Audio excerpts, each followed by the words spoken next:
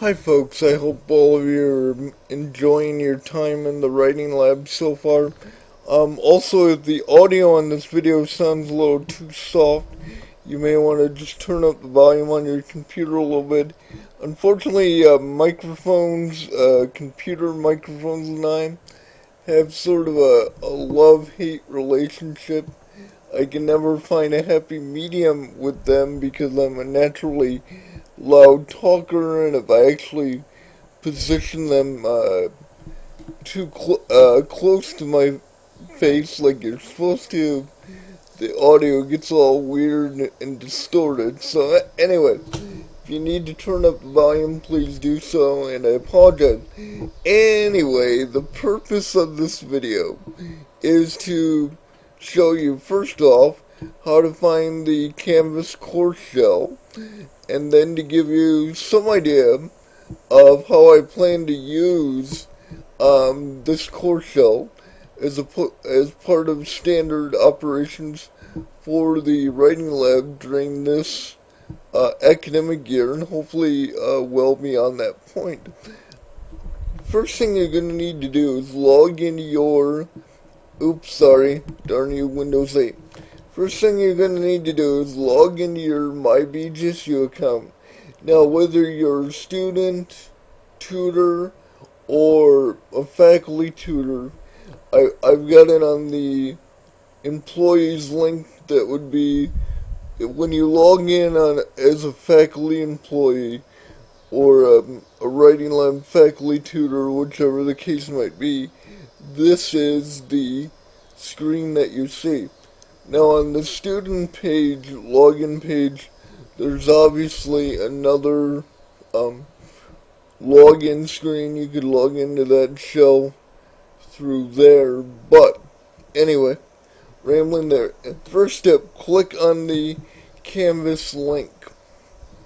Okay, give it a moment to load up. There are a couple different ways that you could access Canvas through my BGSU and the BGSU system. This is just the way that I prefer to do it. Anyway, so when you get here to this page, scroll your mouse over to here where it says courses. In addition to whatever course shells you have available to you as, either a Firelands student or employee, you should now have received an invite from me to join this Canvas course shell. This is the one that only Writing Lab employees have access to. So click on this link. When you do that, you're going to get a page that'll look something like this. I haven't published the shell just yet. Well, I might as well go and do that now. It's not going to really hurt anything. But right now, the opening page looks like this. I think I'm going to probably leave it something close to this. But when you're on the opening page, the first thing that I want you to be aware of, because this is going to be the main use of our Canvas course shell in the short term.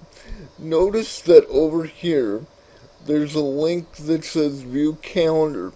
I'm eventually going to see if I can arrange with the tech department. I don't know whether it's possible or not to get a bigger version of that link put over here. But for now, unfortunately, I haven't been able to figure out how to do that.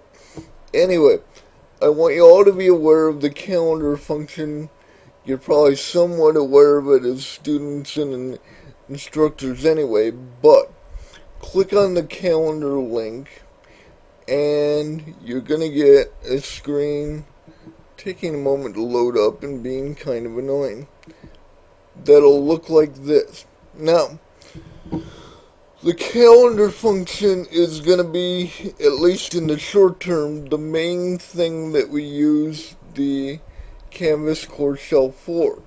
From now on, when somebody makes an appointment for service in the writing lab, even if that appointment is later the same day. As soon as you've taken down their information, whether by phone or email, or if they've stopped in ahead of time and given you the info in person, as far as when they intend to visit later, I want you to enter the information in this calendar, and that's going to replace the old weekly appointment grids that we used to use. My other rationale for doing it this way is that I want us to be able, hopefully, like right when we come into work in the writing lab, or even before, if you're so inclined, be able to look at the calendar and be able to see, okay, these are the appointments that we have scheduled on such and such a day, and I need to be able to, prepare myself for that. Now, I've already put a couple sample appointments on there. I'll show you how to create one shortly, but I want to show you a sample one here. You can click on that link and it'll give you the details of that appointment. So in this sample appointment here, it's going to be at the writing lab. It was entered as one of our services, and student X needs help with the GSW paper. When we have our actual students making appointments with the writing lab, and you enter this information into the system, even though theoretically writing lab employees will be the only ones to see this, out of privacy concerns for our visitors, I want you to put the student's first name and last initial in the system. Never use both of their first and last names, especially for our disabled students who are going to be requiring, faculty tutor help. It's very important in conjunction with the ADA privacy components that we not put both of their names, first and last, in this kind of documentation. So that's what the appointment looks like. Here is, how you would go about creating one. Oops, let me back out of that, because I actually went one step quicker than I intended to. Well, darn it all. Why don't you like me? Sorry, folks. Computers and I sometimes have an unhealthy relationship. Okay, let me get off that. I'm rambling, I know, but those of you who know me know that I tend to do this stuff anyway. So, back to this. I just want to make sure you're clear. When you want to make an appointment, you click on the calendar as such, so I'll just pick a date. This screen's going to come up. Now, when you're on the screen, there are two different calendar types of events that you can add. You can add an assignment, or you can add an event. For our purposes, and especially for the benefit of our student tutors, I don't want our appointments to get confused with the assignments that you folks have to complete for your classes. So remember that when you are making your additions to this calendar, make sure that you have this set to event as it is now, rather than assignment. Okay?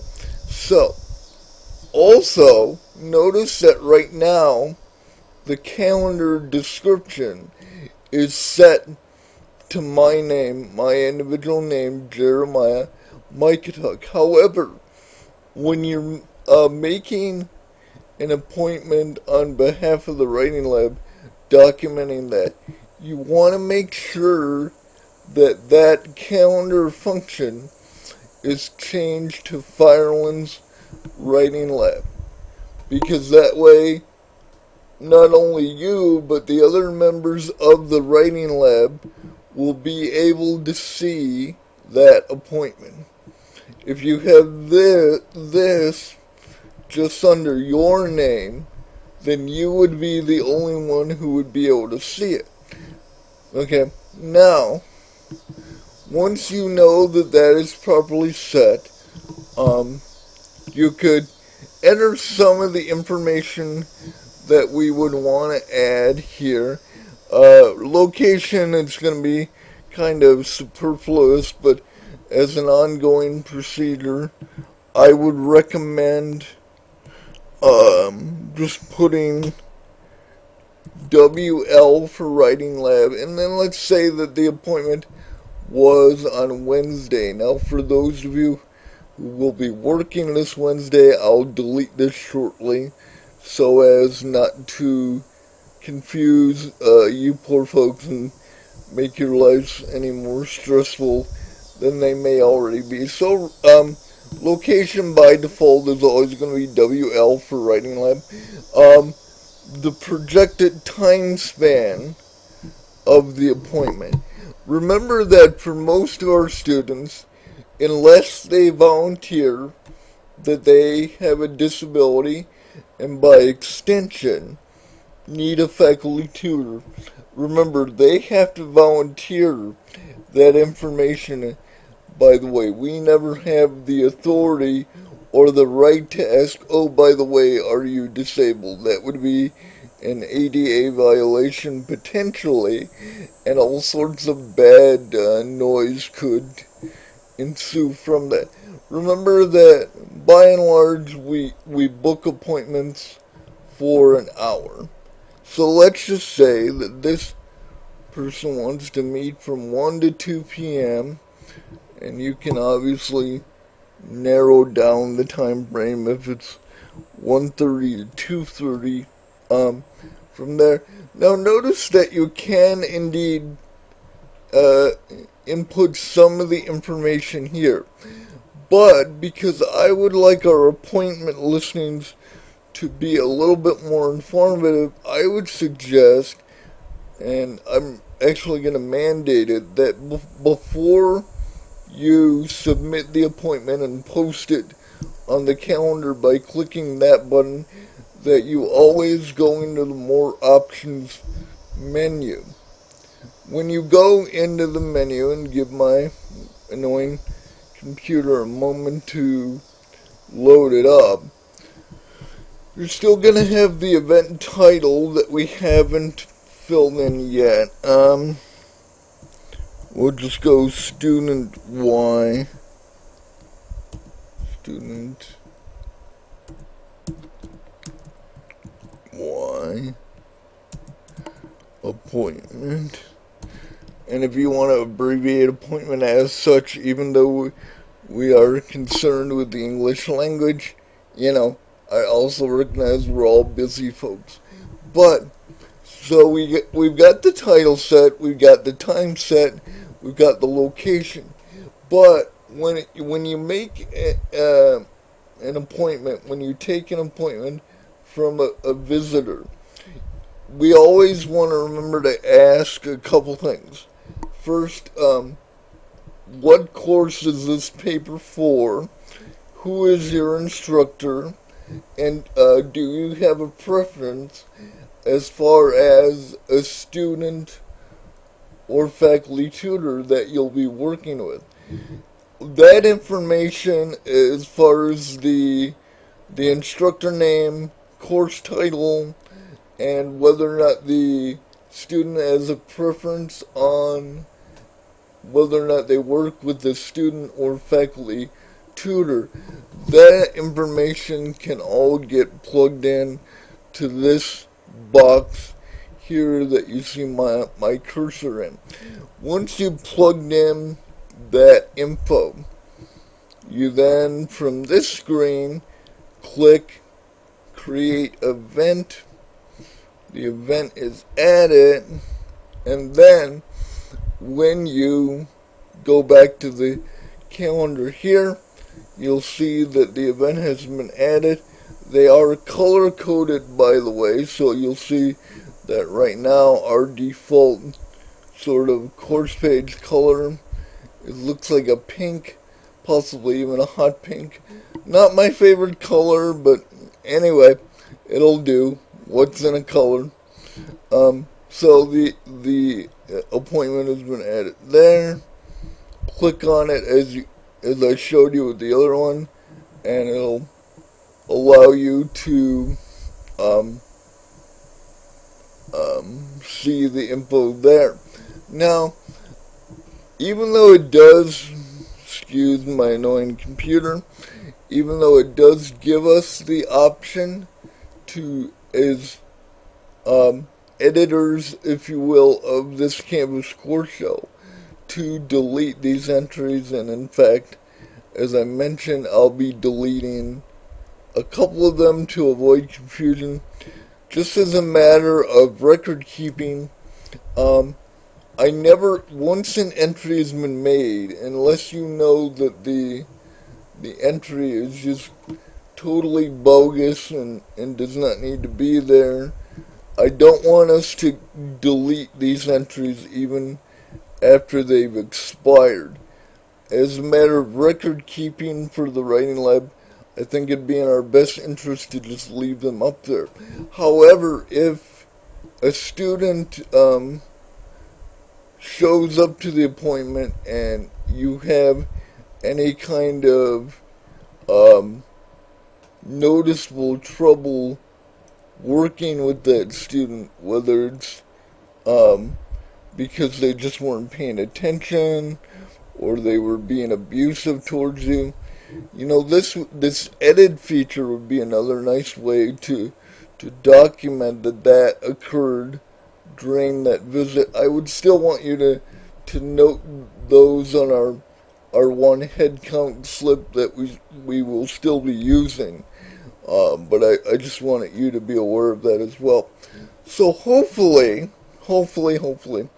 this video allows you to understand, first off, the calendar feature, because that's my main concern for our course shell at this point and our main usage of it. But I want to go back to our Canvas course shell itself for a moment and let you know how I kind of eventually envision the shell looking.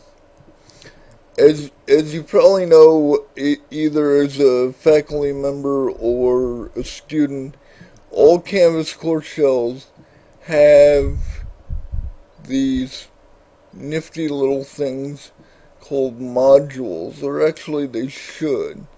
This one I just noticed doesn't have it activated, but by the time that you see our course shell, this word here will be more prominently displayed. It'll be up higher in the list.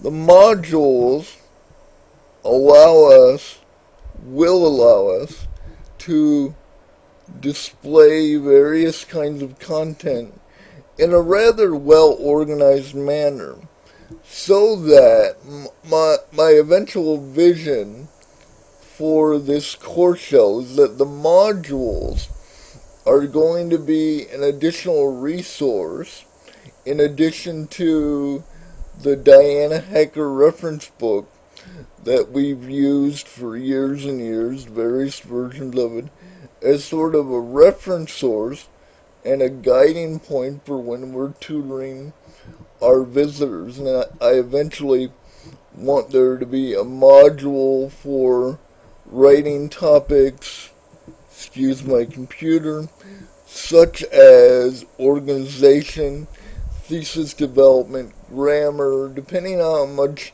we eventually load with grammar. You know, we may need to subdivide that module a little bit because grammar is kind of a loaded concept, if you will. But eventually that's what I would like this course shell to become. I'd like it to be sort of a regular part of not only the appointment process, but of the tutoring process, and eventually part of the process of how we communicate with each other outside of work. I'm just, as far as the communication aspect, there's a couple things that I want to go over with the tech folks and my superiors in the way of confidentiality and that sort of thing before we launch into that avenue of the course shell's development and usage. But so that kind of lets you know how I want us to use this course shell for now. Eventually, it'll be a more vital part, I hope, of what we do in the writing lab. But as always, if you folks have any questions or concerns about this part of the writing lab's work or any other facet of what we're going to be doing, feel free to contact me. I'm always here to help you. I want to help you. I want to see us do well. I want to see us, benefit the Firelands community and our visitors. So, that being said, until next time, folks, take care of yourself and have a nice day. Bye.